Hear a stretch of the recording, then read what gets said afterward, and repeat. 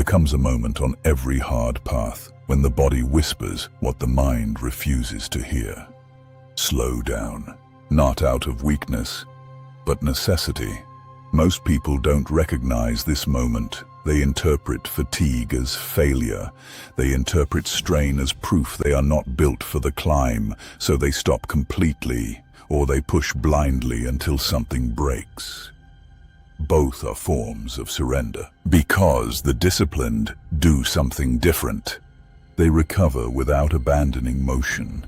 They rebuild without collapsing structure. They understand a truth most never learn. Momentum is not speed. Momentum is continuity. And continuity can survive slowing down, but it cannot survive disappearance. The greatest mistake people make is believing recovery requires withdrawal from effort. They step away from the path entirely, telling themselves they will return when they feel stronger. But strength does not return to those who vanish from the arena. Strength returns to those who remain. Differently, recovery is not stillness. Recovery is intentional adaptation. When a warrior's blade dulls, he does not discard it.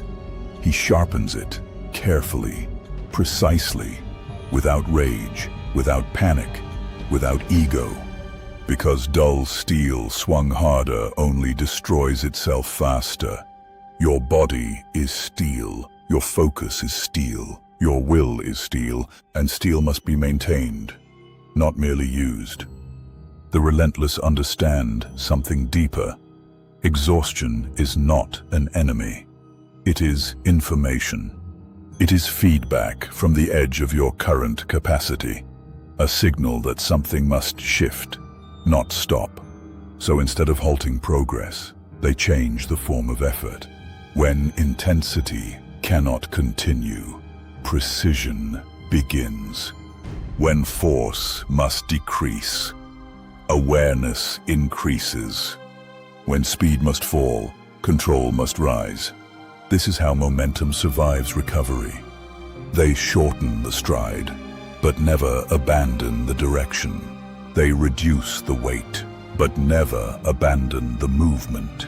They quiet the noise, but never abandon the discipline, because discipline is not loud.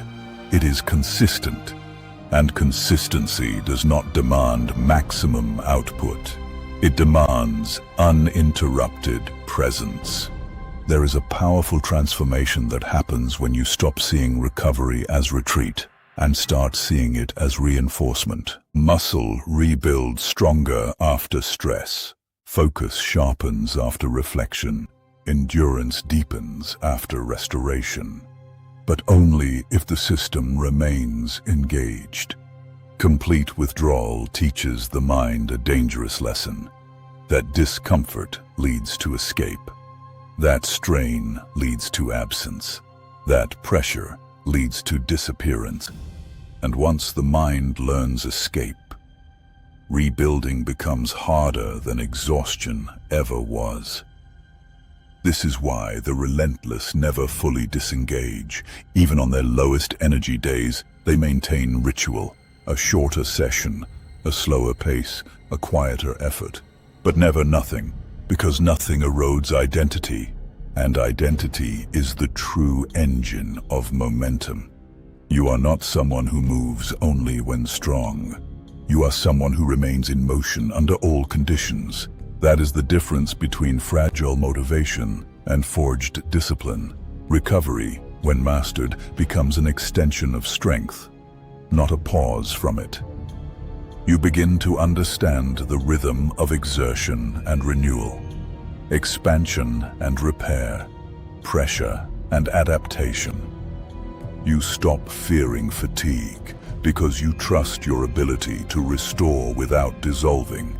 You stop fearing limits because you know limits are temporary structures, not permanent walls. You stop fearing slowdown because slowdown is strategic alignment, not regression. And this changes everything, because now exhaustion no longer threatens your progress. Injury no longer threatens your identity.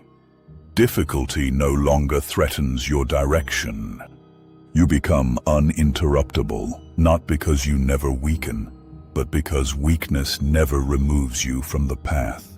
The world praises those who push endlessly, but endless pushing is not mastery. It is unsustainable force disguised as dedication. Mastery is modulation, knowing when to surge and when to stabilize, when to drive forward and when to reinforce foundation, when to demand more and when to rebuild capacity. This is not softness, this is control at the highest level. Anyone can sprint while strong. Few can maintain forward existence while rebuilding themselves.